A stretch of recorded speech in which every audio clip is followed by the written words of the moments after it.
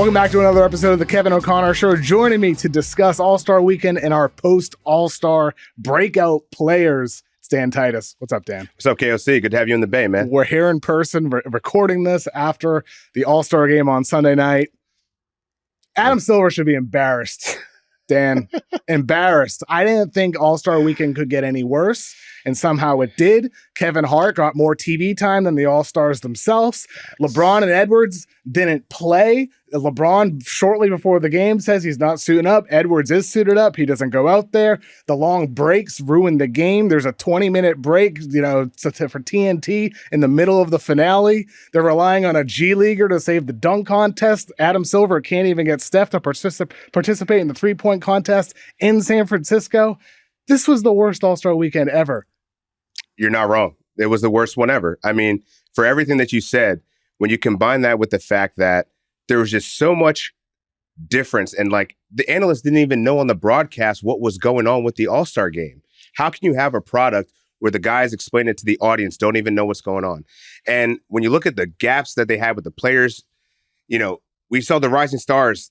We could have just had the All-Star snubs in that. That would have been more entertaining. There's so many things that need to be fixed between Saturday and Sunday that I don't know where the All-Star game goes from here, because you said it best, man. Like, it was the worst viewing experience that I think I've watched. And I was at Indianapolis when they were chucking up a bunch of threes. That looked better than what this was. This was a theatrical moment where Kevin Hart was just on the TV entirely too much. It was funny when he called out Shaq for looking like a porn star director. Yeah. There's funny little moments like Mr. Beast challenge. We see this kid, Jaren, some teenager, win $100,000. That was cool. There's like some cool little moments in there. Yeah, moments. Like, I felt like the game itself, though, the night itself started out solid.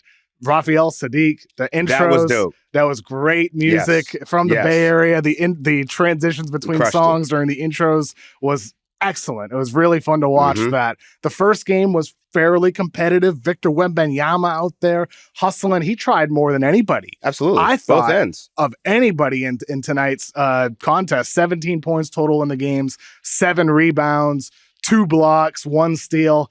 I thought if there's any hope from tonight, it's the fact Victor, in the final moments, even after a really good performance, like Şengün allows a wide open layup for the winning bucket for the Shaq OG team led by Steph Curry, who won MVP of All-Star Weekend.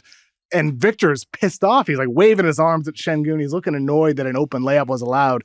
Victor looked like the guy who cared most out there tonight. So maybe that's encouraging for some of these games moving forward. Maybe. But that's just one guy. That's a big maybe, because I think I don't think that's one player, and maybe the future face of the league. That's a huge pendulum that needs to swing, is that the stars need to be encouraged and actually want to have some pride in All-Star Weekend. It's cool if Victor has it. That's great. But as you said, LeBron didn't play. Anthony Edwards wasn't there. What other stars are we going to get? Like, it was nice that Steph Curry had that nice little flurry at the end of the game, gave the crowd the half-court shot. You always love to see those moments. But I just feel like there's just too much to repair out of this, man. Like, I don't even know what team everybody played for. Like, on the screen, it said Team Chuck and Team Kenny. But I'm like, what players are on which team? Yeah, but then it's like Team World, and it's this team and that team. It's so confusing. Yeah. And then you mentioned Şengün. Did he even barely played? I think Brunson, like, he's having this amazing season for the Knicks. He more than earns a spot. We saw him for like 7 minutes. That's a huge problem. And like, when you break up so many teams, you just got to go back to the traditional East and West. I don't know how you incentivize them to do it, but that's the answer, because then you get to see all the stars across all of the teams, and you actually have some idea of who's playing for who. This got too convoluted and too confusing. Adam Silver, if you're hearing this, you got to just do something. Do something. Go back to basics. You're doing too much. Well, see, I think the tournament format could have worked. I think it could have worked, but it was like it could not have been executed any more poorly because of there's more breaks than there were actual basketball being played. Like, in the middle of the final game, it's 11-1, and Team Shaq, the OG team with the older players, should have been LeBron. He wasn't out there with KD and Steph and all those guys. It's 11-1, and there was like a 20-minute real-time break in the middle of the game to give jerseys to the TNT crew, which Great. Respect to earned them. it. They earned it. They But earned in the it. middle of a game, Bro, in the middle of a game, you could have did that on Saturday. You could have did it before the intros. you could have done it instead of either the Mr. Beast challenge or instead of the Bay Area concert they had between the second and you got to show the you beloved could have to done the one Bay. of them. You could have done one of those. Or you just take out a whole Kevin Hart segment. Or yeah, exactly. Whatever it is. But like you had Jaylen Brown literally in the middle of that, waving them off the court. He's like, get out of here. I mean, I just don't understand some of the decisions that went into this. The programming was a because mess. the tournament aspect, I think it could have been competitive. Like Draymond complained before the game. He's like, oh yeah, the Rising Stars didn't earn their place on this court. Draymond was saying a whole lot. I mean, yeah, he was saying a lot. We'll talk a lot about Draymond later, but particularly on this point, yeah, I thought Charles Barkley nailed it during the second game when he's like, I disagree completely with Draymond's comments. The reason why the NBA has to have the Rising Stars as part of this new tournament format is because his generation ruined the games. That's facts. By not taking them seriously. Yeah. Now, I think you could say, if you're a player of that generation, you're going to say, well, you really expect us to bust our ass on Sundays when you're asking us to do like 12 straight hours of media and events and signings and this and that and this and that on Friday and Saturday, and then you expect us to do it again on Sunday morning and then go out and play really hard on Sunday night while we're making $50 million a year? I mean, like, come on. Like, I think from the NBA side of things, there's things in their control as well where maybe bigger cash prize, yes, maybe different, environment, but all of these shenanigans, like, it just made the basketball game even worse. I was most entertained by the music and Mr. Beast. It shouldn't be that way, Dan. I'm a basketball guy. The Mr. Beast thing was cool, especially you're fun. in the arena watching anyone win 100K. Like, awesome. That's a dope moment. But I think the format works really well for the Saturday night's events to me. I think that was a really good way for people that may not have been in the know of some of these younger stars. They get an opportunity to actually see them. That's an important thing. And I think I like the incentive of having the opportunity to play in the All-Star game. Who knows if Keontae George, I think Amen Thompson will definitely be there one day. But I think it would have been more interesting if they had the All-Star snubs be that fourth team to kind of raise that bar. Because those are the guys that should have been there. That they're going to dominate or try to at least go at those guys that took their spots. And, with Ant and LeBron being out, that was two spots they could have had right there. So, yeah, I think the one interesting move that I would make in All-Star Weekend is get rid of the skills challenge and put in a one-on-one King of the Hill. It's worked for Unrivaled. We watch all of those USA Olympic battles with Kevin Garnett when he would just dominate people. And I think they even asked Anthony Edwards at Media Day, who do you think would win King of the Hill? And I think he said Kevin Durant. A couple other people said Kevin Durant. That would be a really interesting wrinkle that would bring out some competition, but then also maybe there's some incentive you can add to that. Win $2 million for King of the Hill or something. If Mr. Beast is throwing out 100K, you could definitely raise the stakes if you're the NBA. Get a partner in there, sponsor it. Not a hard thing to do. I mean, with Beast Games, Mr. Beast gave away $24 million in total money. If he can give away $24 million for an Amazon Prime show, right? I think the NBA can probably come up with something that really incentivizes these players. Yeah. Now, that's where the tournament thing is interesting to me because I do think there were moments it felt a bit more competitive defensively, whether that was Victor, like Kyrie even had possessions where he was grinding on defense. Sure. There was these little moments I felt like the defensive intensity was higher, but it wasn't anything major at all and the slightest. So maybe there's something to, like, if you just like do like a Rucker Park style thing where it's just one game after the other, no breaks, none of these shenanigans, just straight up basketball with a massive cash prize. The cash prize has helped make the NBA Cup games more competitive. Mm-hmm. Why can't it also make an All-Star tournament more competitive? Maybe you make the All-Star tournament a multi-day thing, for that matter. Maybe you have the All-Stars play on Friday and then again on Sunday.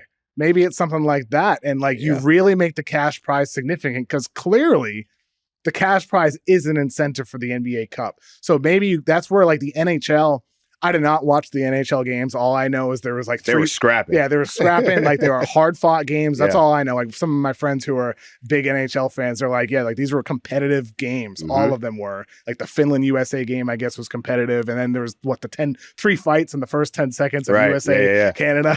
That was great. So it's maybe there's something to it with Giannis before the game was saying he wants to see USA versus world. for years, I've been a fan of that. I don't know if there's enough world players to be all-stars, but maybe being named an all-star is something separate from the players competing in those games.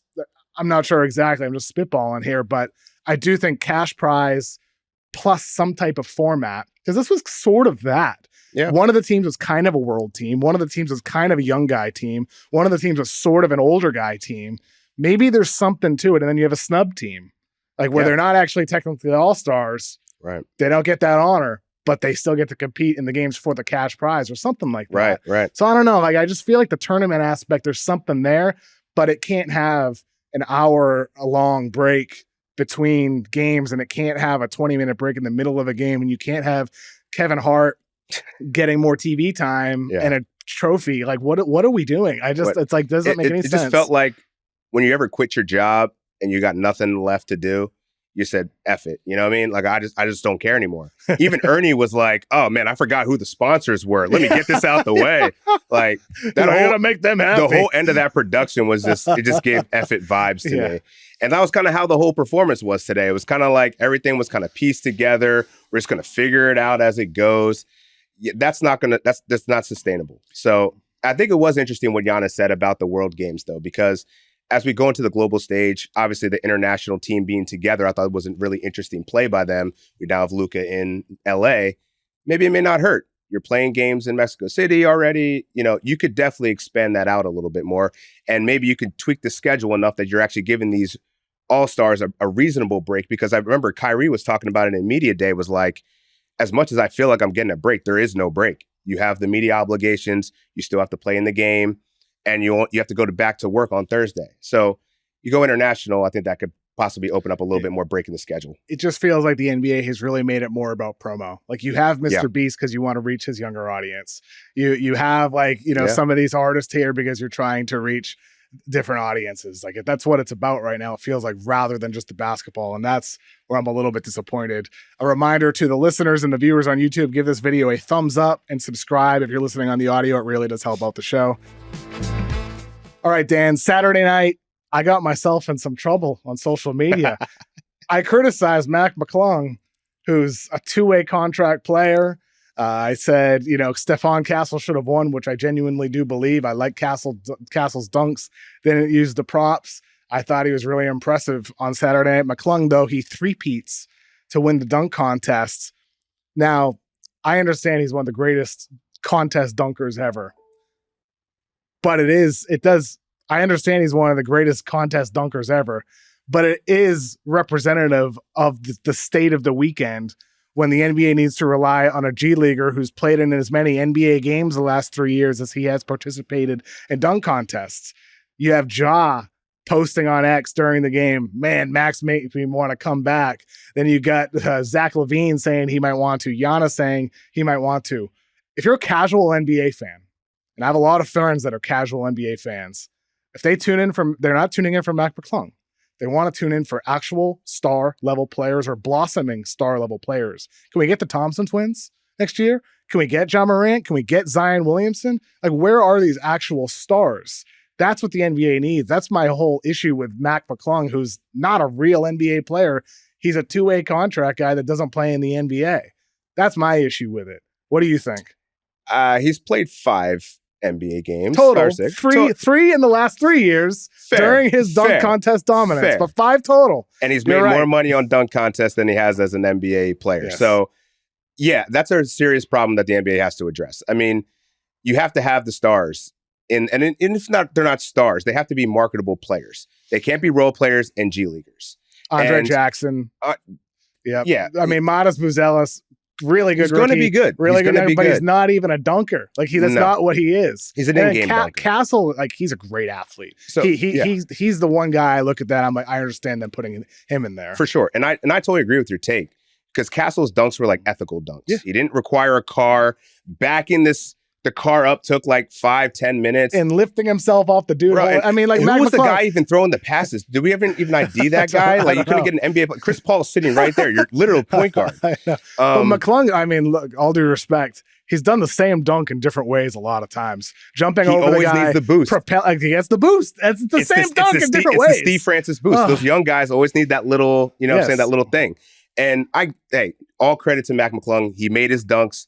They were very creative.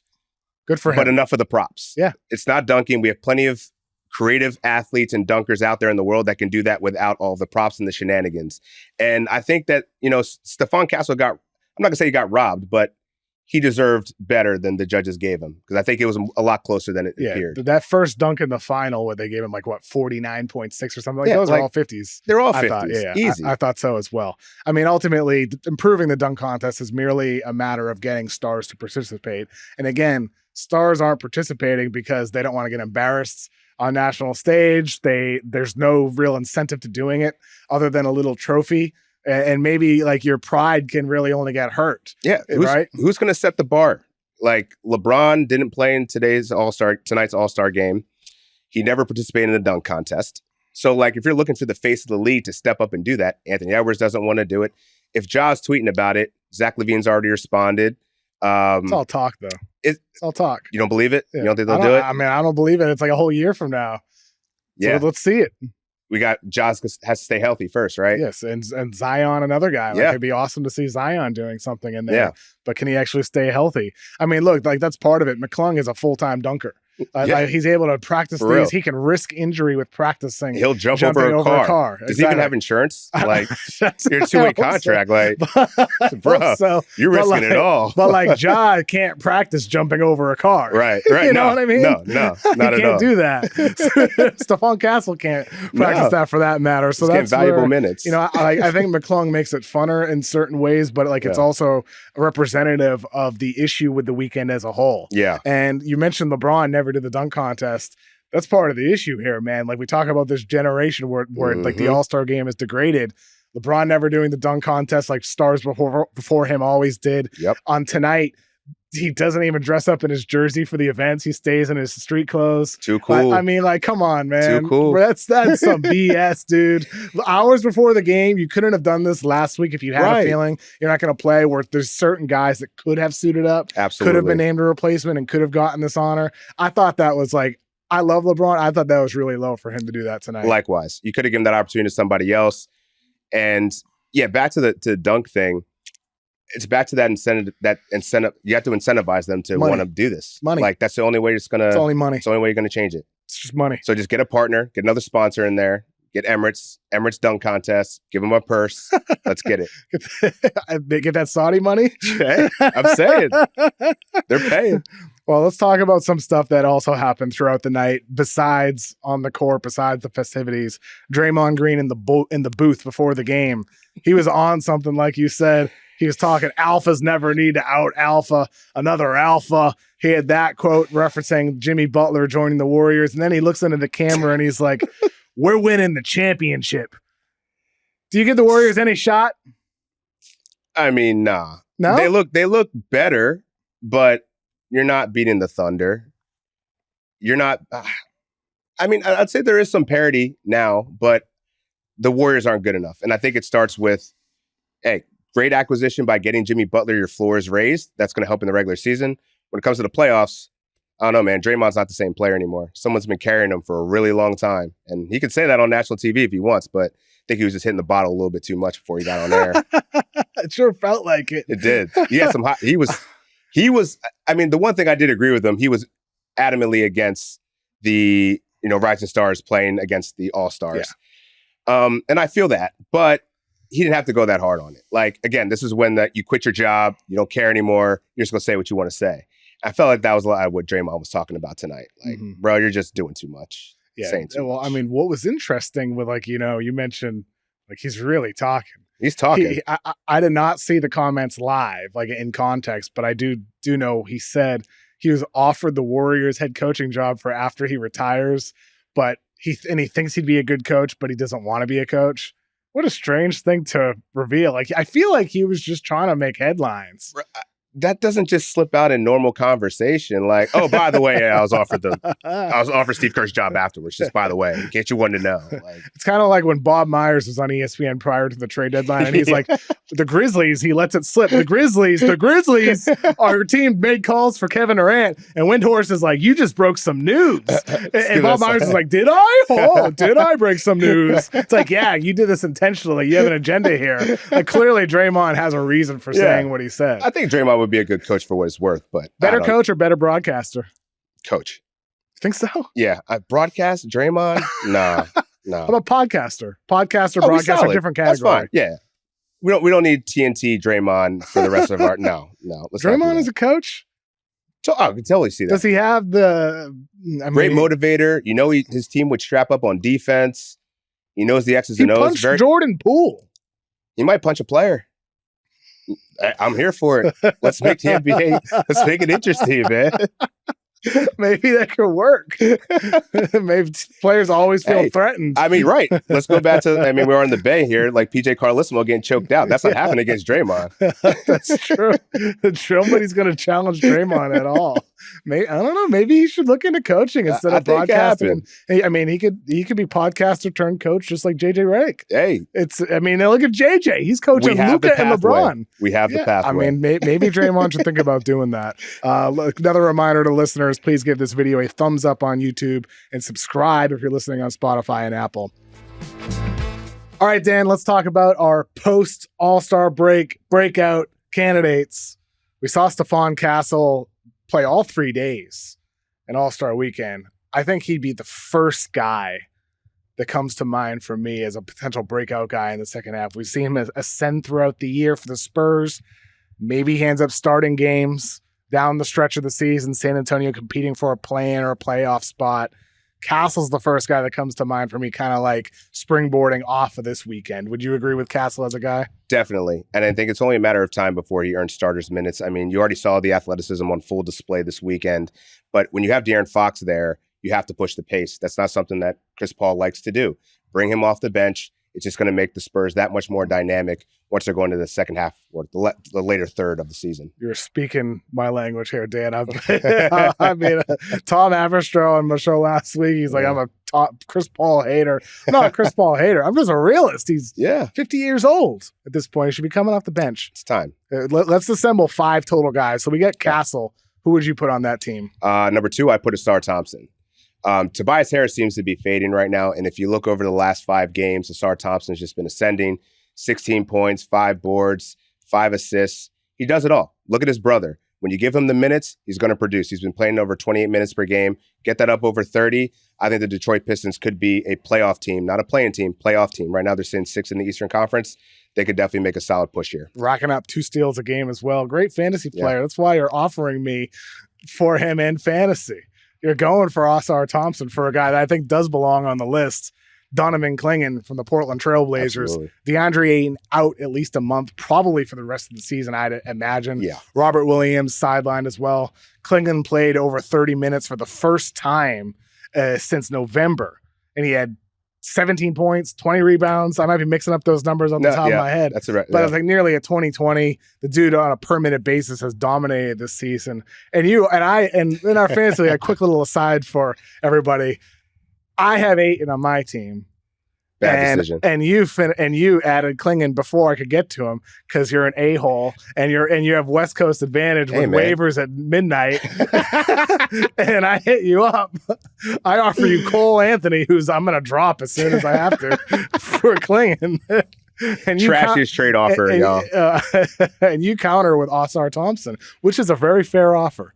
And I'm highly considering it. But I'm not highly considering. All right, so what's it going to take you? But Asar is a premium position in fantasy. Would you agree as a Yahoo Sports fantasy expert? By the way, congratulations to the Yahoo Sports fantasy team as well and yourself for some of the honors and nominations. Appreciate that. Thank you. This past week. As a fantasy expert, would you agree that forward position is more of a premium for lineups in the fantasy playoffs over centers? Absolutely. And especially when you're looking at someone like Asar Thompson, who has dual position eligibility, put him into a couple of different spots, but then also Clingan. It's going to be some tank potential there. Also the minutes cap. I think Asar's got a lot of upside. So what's it going to take to get this deal done? Maybe I'll offer you Andrew Wiggins instead. Oh, God. Don't give me wigs. Come on, man. This is a fair offer. It is a fair After offer. I even had I was so kind to even rebut with a actual offer. You give me that trash of Cole Anthony that was more like for Donovan Clingan. that wasn't even a real offer. That was just a hey, let's talk. Yeah, let's talk, Dan. All right, so we're talking. Yeah. What's it gonna take for a start? I'll give you Andrew Wiggins. Oh gosh. All right, we have to handle this offline. Okay. All right. That's insulting. He's also IR eligible right now. But that's how you got to do it, man. You got to start small, work it away. Yeah. I know why you want All-Star. Not getting Donovan. I know why you want All-Star. Maybe I won't. Maybe I'll just. I mean, he's injury prone too. Maybe Ayton will come back and you'll have nobody for fantasy championship. If you're willing to take that risk, maybe you can have him. Maybe I won't. Maybe All-Star will start putting up amen numbers down the stretch. So far we have Stephon Castle, All-Star Thompson, Donovan Clingan. Pretty young so far. I would say Pods, another young guy that I'd have in mind on my end of things here. Pods, 14 points per game, 36% from three, 5.1 boards, 4.3 assists ever since he came back from injury about a month ago. Pods started the year horribly. When I had you on my podcast before the season, we talked about breakout guys, and you're like, Pods, major candidate for this coming off of his rookie season. Started out terrible. He's looked excellent as of late. If the Warriors continue to be competitive down the stretch of this season, and it looks like they definitely will be with Jimmy Butler in the flow there, Pods, I think you're talking breakout guys in terms of, oh, this guy's for real. Like he's starting to get national attention. A lot of eyeballs could be on Pods, especially if he continues contributing like this. He's found his role. And you said it best, man. Like I think now after the trade deadline, moved a couple of pieces. He's found his role. He's found his niche. After coming back of the ab injury, he's been a completely different player. So that's exactly what they need from their bench role. Buddy Hield's a little bit inconsistent. Maybe stays in the starting lineup, but I think Pods is going to be the guy they're going to be relying on in those crunch time minutes. I mean, I got to give Steve Kerr credit as well. He's been starting Buddy Hield. Their most recent game, he starts Moody and Pods instead. Moody's of also been Hield. great. Yeah. Moody looking good as well. And I think, we'll see how that changes once guys are back in the lineup. But having Pods or Moody in that starting five, probably Pods instead, with his connective passing ability and all that, makes a hell of a lot more sense than Buddy Hield, who he looked like Klay Thompson to start the season, but like he has not been very productive at all in any way since then. So we got four guys: All-Star Thompson, Donovan Clingan, Pods, Stephon Castle. Who's our fifth? Going with Isaiah Collier. He reminds me of like Tyreek Evans back in the day, but like he's just 6'5", very crafty. The playmaking, though, I think the Jazz have their franchise point guard. They tried Keontae George out in that role. It didn't really work out. High turnover rate.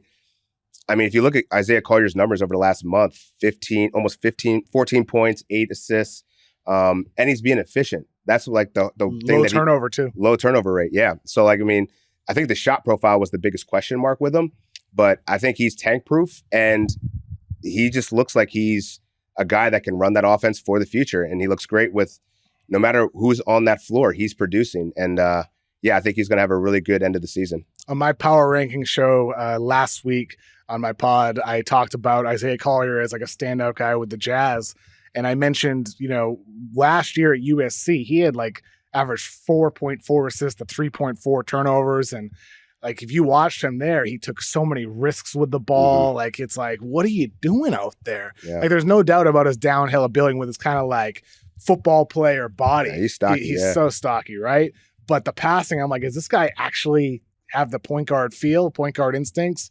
And now you look at him, if you only watched Isaiah Collier this past month or two and didn't know anything about him prior, you'd be like, oh my God, this guy is like high IQ, super reliable point guard. How does he have a mind like this as a rookie? Yeah. It's just like, how does a guy grow like this in a matter of a year? Like, I'm curious about your thoughts on that when you watch him, because I watch him, he feels like a veteran sometimes. Yeah, in late game too. Mm-hmm. Like, he's so poised. I'm trying to remember who the opponent was, but he had a late game fadeaway in the clutch. And I'm like, wow, this guy just looks like he is not afraid of the moment. And people forget he was the number one high school prospect before he went to USC. He had battled some injuries, and USC wasn't a very good basketball team, but go to the right environment, have a chance to play, and under a good coach like Will Hardy, you're going to thrive. So sometimes I think situation opportunities, everything. Absolutely. Right? He could be one of the steals of the draft. He definitely looks like he could be. And I think, on our list, we have 3 rookies, Clingan, Castle, and Collier. I think those are three pretty good bets For sure. for like really strong finishes to close the year. And then we have 2 second-year guys, Pods and Thompson. Thompson, I mean, of all of the 5, he's the one that's so intriguing to me because of his brother. Because we've seen our men pop and get to this level where he looks like one of the 30, 40 best guys in the NBA. All-Star Thompson was arguably better than Amen playing in OTE, the Overtime Elite League. Arguably was better even at lower levels. It's just Amen is such a better athlete. But All-Star was the one who was the better shooter at those levels. He was better defensively at those levels. Amen has exceeded him right now, like a lot of people expected. That's why he's drafted ahead of All-Star. But I wonder if All-Star, he catches up because his situation is so dramatically different in Detroit. Right. But Tobias Harris fading, as you said, maybe Thompson's in for a big second half of the year, last third of the year. So I think with him, maybe we'll get those 2 brothers a year from now in a situation where they're in the dunk contest competing against each other. That would be exciting. I love that you're manifesting that already, because that's what's going to save the dunk contest. Elite athletes that are gaining some name notoriety, that are actually going to be faces and making an impact in this league for going forward. Not Andre Jackson Jr. No offense. Yes, not Andre Jackson Jr., who could be a solid role player. Yeah. Not Mac McClung, who's a great dunker. He's a G leaguer. It's not those guys. It's like All-Star and Amen Thompson, guys who can become actual All-Stars and potentially even All-NBA players. Absolutely. Like Amen Thompson, I think his upside is to be one of the 10, 15 best players in basketball.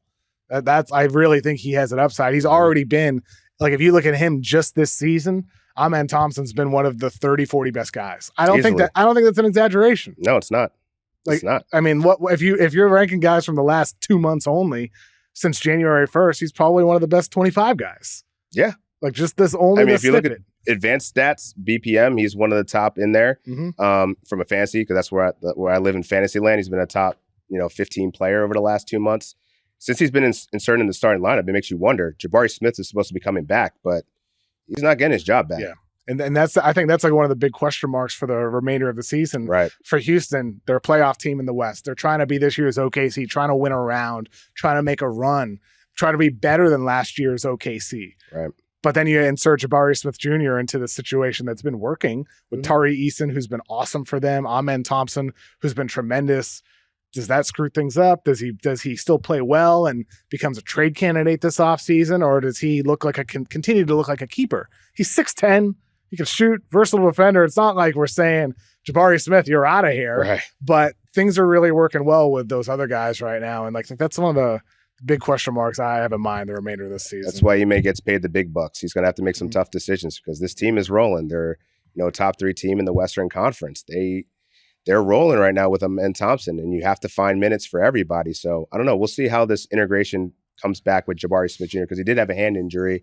So we'll see how he adapts and kind of gets worked back in with I'm sure he's going to come back with a minutes restriction, but time will tell. Yep, absolutely. Dan, well, this is a fun night talking basketball with you. The weekend itself, always fun to hang with you and all of our Yahoo staff here, meeting a lot of these people in person for the first time. Want to thank everybody for doing an awesome job this weekend. It's been great meeting everybody out here, and great to meet you in person as well, Dan. Too, and I look forward to doing a lot more podcasts with you over the remainder of the season. We've got a great final stretch coming. Yes, sir. Sure. Thanks to Dan Titus for joining me on today's episode of the Kevin O'Connor Show. Thanks to the entire Yahoo Sports staff for producing this weekend. We had an amazing time with me and Vinny Goodwell and Dan Titus and all the stuff we put together this weekend.